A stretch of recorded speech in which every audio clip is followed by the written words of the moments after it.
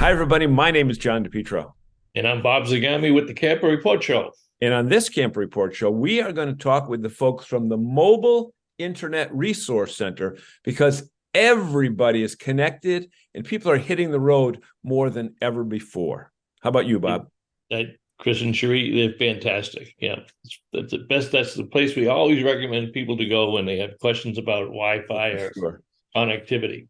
I've No got an question. interview with Jim Pelley, keynote speaker, manages now with Fantasy Tours, manages tours to places like the Rose Bowl and the Mardi Gras and Albuquerque and Calgary Stampede. Great conversation. And he gets paid for He gets paid for it. And he gets to use his RV and he gets paid for it. What more could one ask for? Hey, it. tell people where we get all of our information for our news segment. From Rick Hessler at RV Business and Ben Quiggle at Woodall's Campground Magazine. And we will be back with the news of the week right after this, right here. Where, Bob? The Camper Report Show. Stay with us, everyone. Hey, everyone. Welcome back to the Camper Report Show. My name is John DePietro. His name is Bob Zagami, and we've got all the news of the week. And we've got good news this week. It's always nice to report good news instead of, downturns in sales or product shortages or supply chain issues. But the cool thing is there's a movie coming out, a positive movie about Airstream. And here's the title, Illumination. Pretty cool. Tell us a little bit about the story. Yeah, this actually came out last year, but it was a pay-per-view type of a movie. But this was a 6-year project, and it's phenomenal. The filmmaker is Eric Bricker, but it traces the history of Airstream from the first days of Wally Byam, who was really a one-of-a-kind founder. He was the creative juice behind it. But now it's available on demand to rent or buy, along with deleted scenes and bonus features. So above and beyond what they had last year. Deleted scenes and bonus features. It's getting it just so you can get the stuff that didn't make the first cut. Right, didn't right? make the cut. Cool. Heck, if I was an Airstream dealer, I'd have this playing in my sales room every day, or my customer lounge, because it's a great narration. It captures the real spirit of Airstream, and that was 90 years ago, almost nearly 90 years ago. Amazing. He wanted to produce a travel trailer possessing the finest engineering and design in order to facilitate his vision for travel and adventure around the world. He took him around the world. And the interesting thing is this: I've been to many rallies of multiple brands, and the Airstream people kind of have a brotherhood. I don't know, can you still say brotherhood? Has a camaraderie like no other brand that I see. And you know what? That's always interesting to see. And moving right along, if you go to a KOA, you will definitely see an Airstream. And if you go to a KOA during Thanksgiving or Christmas, can we still say Christmas? Yeah. Yeah. Okay, good. You're going to see more campers out than have ever been out before.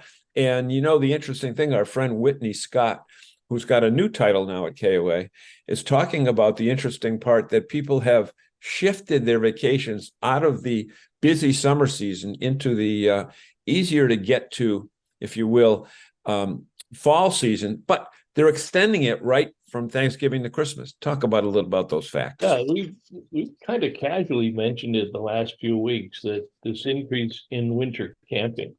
In fact, we've had inquiries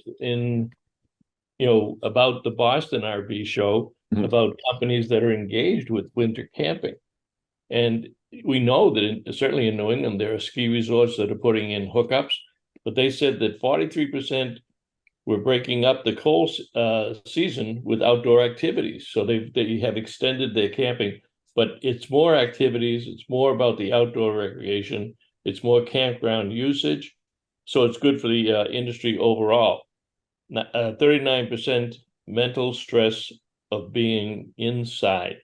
So they want to be outside. Right. So they want to be outside in the summer. Now they want to be outside in the spring and the fall. Yep. And 38% were challenging themselves to do something extreme. So not only do they go outside, but they want the extreme sports and the extreme events that people. So we're really broadening the lifestyle, people who have it, and I think two things drive that. Again, the young adults with the social mobility, but also young families. The young families want Yep. to be outside, and the kids want to be outside. They want to do activities. There's a general consensus that you've got to get the kids off the devices. You got to get them off the computers. You got to get them off the things that keep them inside, and they don't develop the communication skills that they should. They don't know how to communicate with people. That's not a problem in the campground. It's not a problem in the RV lifestyle. Not at all. Not at all. Because even if they don't have the devices, you go around and you see other kids. And what do? You say hi. And little kids make friends faster than big kids make friends. And that's pretty cool. And, when you see these campgrounds busy at shoulder seasons, it's always good because from an owner's perspective, it spreads the revenue out a little bit better. So not all of the business is concentrated in 8 or 12 weeks. So that's always good from a business perspective. The other thing that we saw recently is that there is a huge demand. Can I say huge? Big, gigantic demand for RV techs, people that need to fix RVs or do upgrades or modifications or whatever.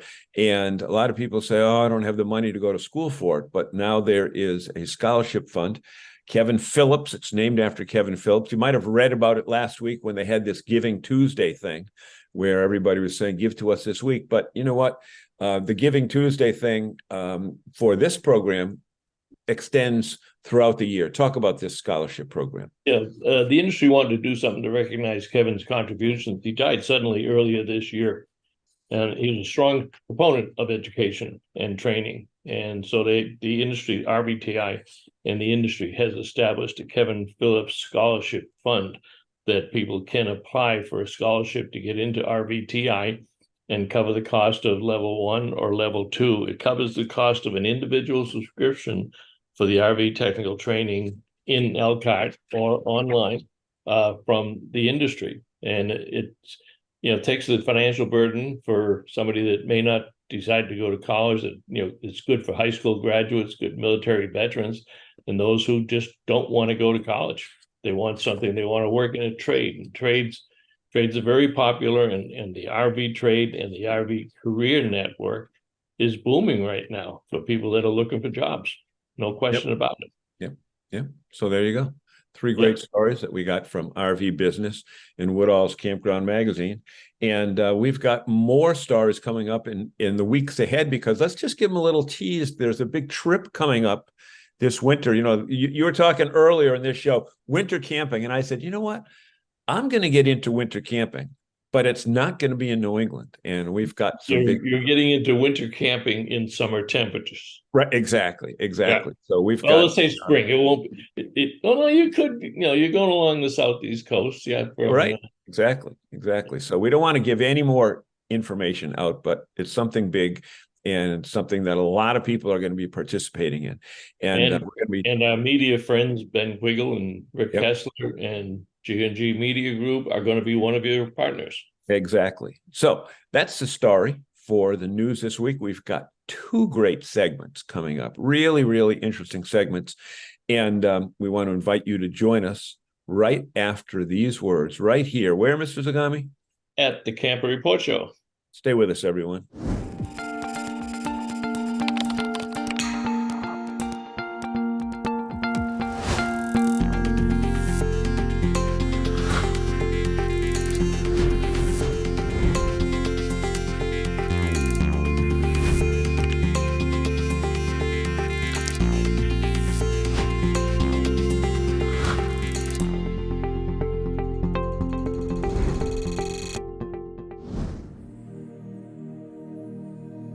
All right, welcome back to the Camper Report Show. Glad to have a good friend, Jim Pelley. Jim, you do a lot of work in this industry behind the scenes. So what I want to get out of the interview is how important what you do behind the scene and when people see you off the screen or on the stage. So take it away. Well, the thing about being a professional entertainer or speaker, it's exactly what you said. For every minute you see me on the stage, I've probably spent an hour or more prepping and getting ready, knowing your audience. Certainly one of my favorite groups, presented many times, been the headline entertainer for FMCA at their conventions and rallies. And most people have never had the experience of a professional humorist who also has a great deal of RVing experience. So it's this odd combination of research, know your audience, and live in an RV. And that's a good point, because you do in fact live the lifestyle. You incorporate it into your business operations. So you're not just an entertainer per se. You managed to figure out how to enjoy the RV lifestyle, become one of the better keynote speakers in business for major corporations, and now manage the tour events for Fantasy Tours. That's a rare combination. So you either rolled the dice the right way, or you worked really hard coming along. Well, I certainly think a little bit of luck and some planning and serendipity, but my connection to Fantasy RV Tours was they were frequently the sponsor or the underwriter of the headline entertainment at FMCA, the comedian, the band. And so I got to know the owner and founder of the company, Nell Filliger. And I would always kind of tease her from the stage. One, I want to thank the person who wrote the big check so I can get the little check. But then I would always joke year after year from the stage. I would say, "Oh my God, wouldn't it be great?" And keep in mind, you're speaking to a room of 5,000, 7,000 RVers and saying, "Wow, my dream job," and it now is, if I could find a way to travel in an RV and still get paid. I still have to work. I'm not retired yet. And I just said, oh man, that would be the best to work with Fantasy RV Tours. And so we had this conversation kind of year after year, and it just didn't quite line up with my speaking or this or that. And, I would say, I really don't know that you could afford me, because she knew what I got paid to speak, which, we have friends in common, Scott McCain and others.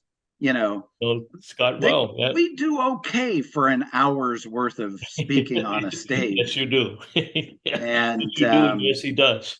Yeah, but I have to admit, Fantasy was incredible, and they really stepped up, and they talked about what they needed, and I said, this is what I need, and we literally over, probably 2 or 3 months just kept going back to the table, and finally we inked a little agreement. And I had also had experience as a tour planner for another company, a little side hustle job, which also came out of my speaking career. A little company, a gentleman hired me that had seen me speak at NTA, the National Tour Association.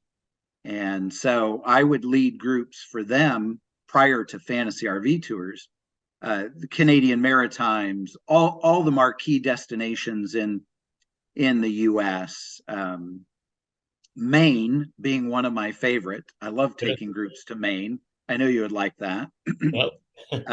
Canadian Maritimes, Newfoundland, just everything you can think of, the Grand Canyon, Niagara Falls. So I really know not just how to entertain an audience of 5 or 10,000, but you get me a group of 50 people and we travel together. And I think that is magic. And sometimes go back on that one, because a lot of people say, I don't want to do a tour. I want to do it all myself. I'll do my own planning. So give me a 30-second elevator pitch as why it's more important to do the tour, but obviously finding the right tour organizer. Yeah, and that's it. Just like cruise ships, they're from the low end to the very high end, a lot of structure, no structure. One of the things that I love about Fantasy, is there's a misconception if you're on a tour or a caravan, all these RVs are nose to nose to nose, and we leave a campground and we go to and it's not that way at all. We give our guests a very detailed trip log. We say, this is your day. I mean, sometimes the most incredible part of a tour experience is driving from one campground to another when you're in Alaska. So you really don't want to be bunched up. But for anybody who's tried to book a campground in the last 2 years, when you're going to one of our events, like the Albuquerque Balloon Fiesta, that, Uh-huh. as you know, sells out online in less than an hour, 5,000 RV spots gone in 40 minutes. I've had friends, I have a really good friend, Megan, who said she tried year after year after year after year, and finally, in 4 years got a spot. But they're not spots like what we have. We have water, we have electric, we have an event tent, we have meals, we have entertainment, we do city tours. So our curated product is for someone who says, I want to make one call and have you take care of everything. I don't have to worry about campsites. I don't have to worry about booking attractions or tickets. The same thing for Rose Parade. We were talking, before the Zoom started. This really isn't something you decide to plan 6 months in advance. Where you get tickets on the parade route makes a huge difference. Fantasy, for all of their events, really always goes for high-end tickets. So we sit on Colorado Boulevard, and my favorite part is the sun is to our back because you're going to sit there for 2.5 hours. And if you're on our side of the street, it's a great view. If you're on the other side of the street, you're doing a lot of this for 2.5 hours. So it's little stuff like that that I think our guests truly appreciate. Yep. And go back in time. When I was reading your bio and some of the stuff that I didn't know about you, you were one of the original writers on Saturday Night Live when it was I know. Saturday Night Live. Now it's I don't know what it is. Early Sunday Yeah, morning. It's not Saturday Night Live. It's an incredible resume credit. I'm very fortunate to have had that experience in a time, again, as we were talking earlier, the 70s and the 80s, comedy was so different. We could get a laugh with, Chevy Chase falling down a set of stairs, or, the Coneheads, or Samurai Warrior. And now, unfortunately, I think comedy has turned very mean. It has to be a character assassination. It has to be, I'm right, you're wrong. Yeah. But I started out in college, and I did stand-up comedy, and my experience was Saturday night. And what I wanted to find was the connection between humor and persuasion. So, I have a strong background in sales. And so I wanted to know, if salespeople used humor, do they sell more RVs? Right? You want to know that, your groups. Yeah. In fact, years ago, I think it was for RV Business, I wrote an article, 10 ways dealerships can sell more RVs. And I don't know if it said with using humor or being unconventional, but using my background, humor is a great can opener. It gets people to think differently. We won't talk about RVs, but maybe a car 10 years ago, somebody looks at the price and they say, oh, wow, $30,000. That's way too much. Now we'd love to find a car for $30,000, but a good salesperson will use a technique called reduction to the ridiculous. And they would say, well, if you really think about it, it's less than the cost of a deli sandwich every day. And you eat lunch, right? And you look great in that new Honda Accord, right? And all of a sudden you're not buying it, you're leasing it because they've convinced you that's a good idea. Why buy the whole car when you're only going to use part of it? So, and you also did a college course on that also. Yeah, I for California State University, Sacramento, I was involved in creating a course called The Role of Humor in Communication. And it was looking at that persuasive angle. And, at a university, you can get government money to study anything. And yes, I'm proud and embarrassed to say the federal government funded humor studies on our behalf. And at the end of the day, let me share with the taxpayers what you get for your money. There is no persuasive appeal or value in humor. It just doesn't have any. What it does have is very high attraction appeal. It gets you to the message you need to hear. And you think about it, you walk into the lunchroom at work, or a group of people are all laughing in a circle, and we're just drawn to that element, that energy of laughter. So that's really what started my speaking career and my consulting career, is companies, like you said, major companies, American Express, Motorola, IBM, Disney, Pepsi. Have worked for some great companies, and they all want to know, how can we make our message better? How can we make more sense, connect with our customers? Yep. Our guest today is Jim Pelley. And Jim, bring it back to the Rose Bowl Parade, because that's your next big event. And explain why people should be figuring out perhaps even a year in advance. But what's the process that they go through if they think they want to go with Fantasy Tours to a Rose Bowl Parade? Because it's not going to be the 2024 parade.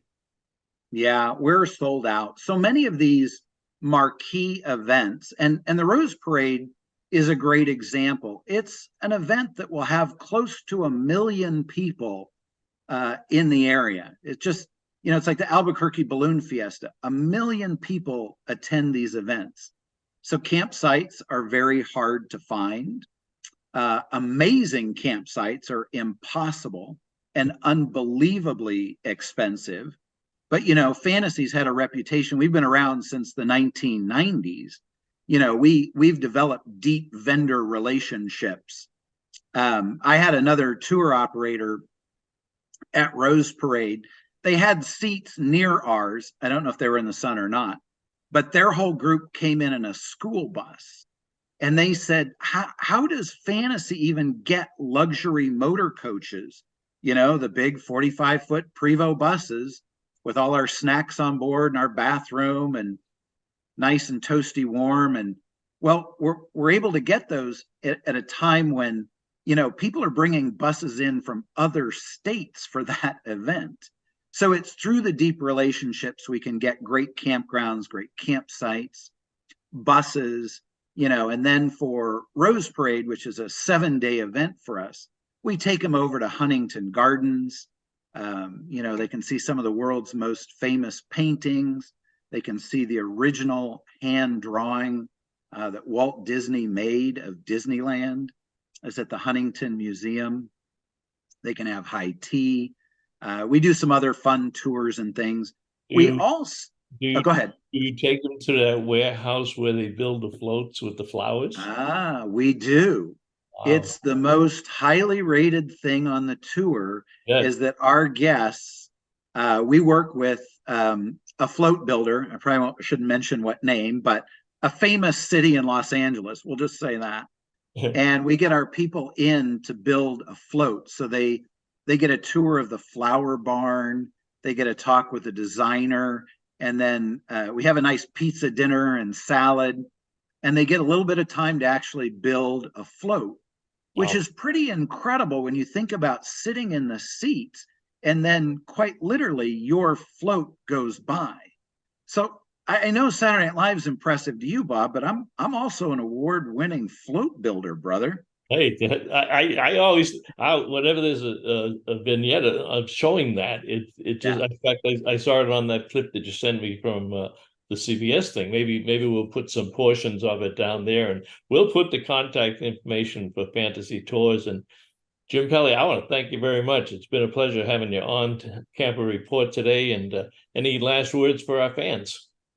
You know what?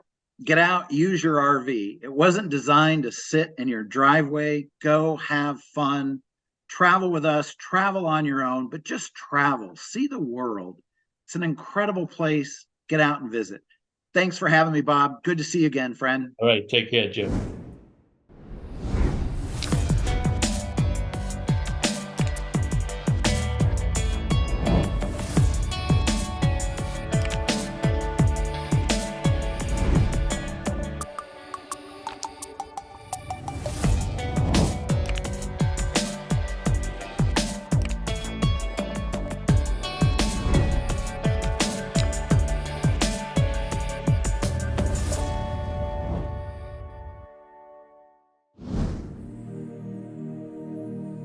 everybody, welcome back to the Camp Report Show. You know, one of the coolest things about being a host in this show is that you get to meet people from all different walks of life, all over the world, and have amazing backgrounds. And our guests today are certainly no exception to any of those points. We will welcome them right away. They have real names, but I'll tell you their corporate name first. Mobile Internet Resource Center. 2 people, 4 names, but they are Cherie and Chris. And welcome to the Camp Report Show. Thank you so much. Thank you so much for having us. You know, I hate to, if you say surfing the web, does that really date you if you use that terminology? It better not date me. No, better. We've been surfing online since before there was a web. So, you know. Yeah, right. Exactly. So basically what it boils down to is I was doing some research on the internet and came across this cool name for a company called Mobile Internet Resource Center, and then realized that I know these folks from other aspects of their lives. But the cool part about what they do now is, I would say since COVID and even before that, more and more people are hitting the road full time in their RVs, and they haven't necessarily retired. They're still working, or young people with kids, or without kids that have jobs. And I think COVID allowed everybody to take that corporate noose off their neck and allow them to still be productive, but not necessarily be tied to a cubicle. Am I right with that? We have definitely seen a huge uptick in those that can follow the digital nomad lifestyle of working remotely from wherever they are. Definitely in the last 3 years. I mean, we've been on the road full time ourselves since 2006. So we've had this. Wait. 2006. Yes. So you were pioneers to the pioneers who were pioneers in this, because what is that? 18 years? 18. Yeah, it's going on that. Yeah, we've been working online pretty much the whole time and blogging about it. And we were actually, I think we figured out we're the second RV content posted on YouTube, because YouTube was born all in that time. So we've been sharing about how we do things for a very, very long time. And we did that under our personal blog over at Technomadia, and that's all personal. That's cats and happy hours. But we got asked the question so often how we got internet to work remotely. And Chris has a background in mobile tech. Mine was in software technology. And instead of quitting answering the question, we decided to make that our career. And so we launched Mobile Internet Resource Center in 2014. So it's okay. That's almost coming on 10 years already. But now it's 8 of us to work on it. Yeah. The key to the teaching that you do, though, it's based upon work that you've lived already. You're not coming into this like, telling people how to go surfing when you are from Kansas. Exactly. I mean, you've walked the walk on this, but I think it would be safe to say that the changes in that time since you've been on the road have just been extraordinary. Would you agree on that? Absolutely. The options available back then were very limited, and now there are so many of them that they all work great. I mean, the good news is it is a lot easier to keep connected these days than it was and has been at any other point in time. But there's just so many options to have to consider to find the right solutions for your own unique journey. Right. And I think, Cherie, the right solution to your particular needs might be different than the person who, still has the same kind of RV, but, has a full-time job and has to call in every day, or has to video conference every day and that type of thing, versus the traditional retiree who just wants to see his or her grandkids, during that time period. So tell us, Mobile Internet Resource Center.com. Is that right? It's rvmobileinternet.com is what we RV. Okay, we'll have that down in the notes down below. What do you do? Who's your customer? What's there? And what's in it for the viewer? So we offer a lot of free content. All in 2 minutes. We offer a lot of free content. So we track the news. So when a new hotspot comes out, when Starlink changes their data plans, when technologies are evolving, we have free news stories that come out. And explain what's going on and why, and is this something worth an RVer pursuing or investing in, and helping them understand, depending what your needs are, what will fit you best. And then we have a collection of guides that go into education. So like how to set up a system for video conferencing, how to get TV and streaming, and how to work remotely and all these different topics. And we offer a lot of that for free, but the deeper content and our reviews of the gear that we get hands-on testing with and interactive guidance are features that are provided only to those who make it all possible. And that's our premium members. Yeah. So we chose to not be sponsored. We chose to be No advertising. We don't sell anything other than a membership. Yeah. The membership is the only funding that we get. Okay. Keeps I us think unbiased. it's important to point out that you're not just promoting a product that you've been given to at no cost and are making a bounty on each piece you sell. You don't operate that way, right? That is not, we do not want to be incentivized or be funded and have our funding depend upon trying to sell someone on a specific piece of gear. We want them to choose what is the right options for them. And we often are trying to talk people out of spending money. It's like, do you really need to buy this expensive thing when you can get something cheaper that meets your needs? And so that's we're beholden to our members, not to an affiliate. Okay. So how can people find out more if membership is right for them? Does it say what the different levels are on your website? Absolutely. So if they go to rvmobileinternet.com, there's links right on there to explore membership levels. We basically have a library card level, which you get access to the content, but not the interactive side of things. And for those that are more self-paced, our full membership is the Mobile Internet Aficionados, and that gets you full access to everything, including our forums, and we host regular webinars where we take questions from our members and give them interactive guidance, and they also help each other. And then we also have a kind of a mobile internet e-course that people can sign up and take as well, that will teach them the basics, starting from like, what is the basic concepts of staying connected, how to understand what your needs are. And then if they work their way through the course, they can be much more informed about the basics.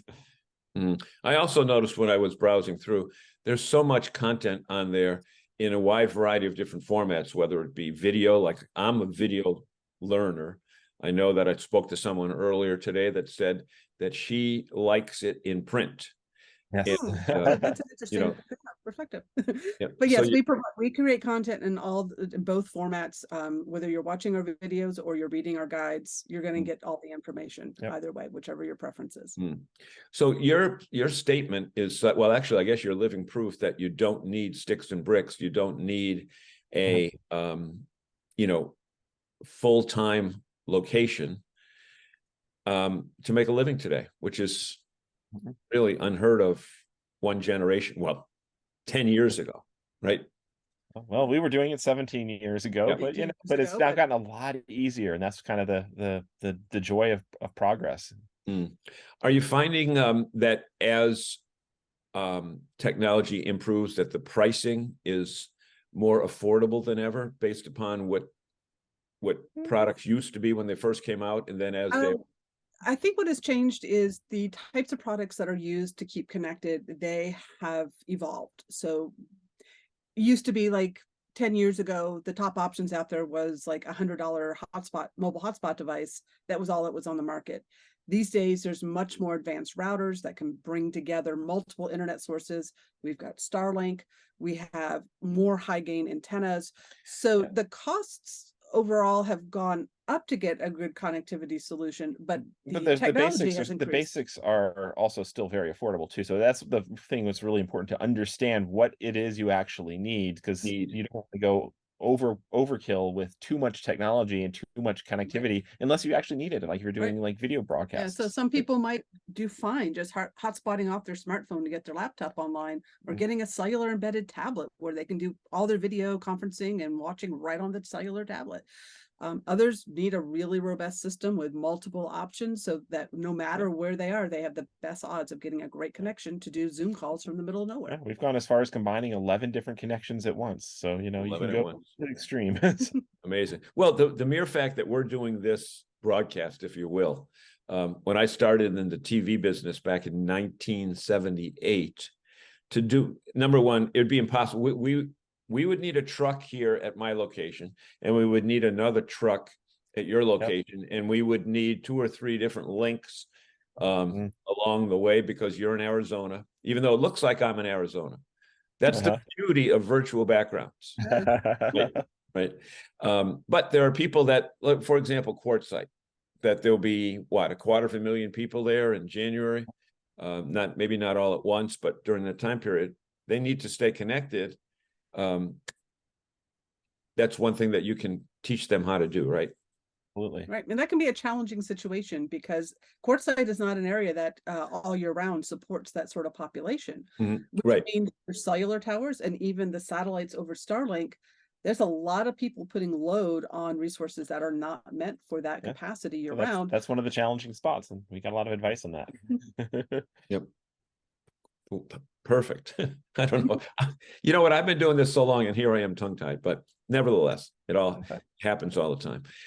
We want to thank you so much for taking time from your busy day. Now, you're in Arizona now, but when do you head east? After the first of 2024, we will be taking our van. We're currently in our vintage bus in Arizona. We have a co-op lot there. We'll be taking our camper van across to Florida, where our boat is awaiting for us, and then we'll be cruising up the East Coast this spring. Yep. Heading to New England by any chance? You never know. We'll keep in touch. That's the nomadic life. If you can go north, south, whatever the case. And you have a Travato? Yes, we have a Travato Jeep. We love our Travato. Love our Travato. That gets you back and forth. Have you ever stopped out at the Winnebago factory to? Not managed to do that yet, but we would love to get the tour there. Yeah. Well, you know what? They have this big event every July called the Grand National Rally. That if you need some connections there, I've got some connections with Winnebago. Okay. Maybe you could provide seminars to the fellow owners of the Big W.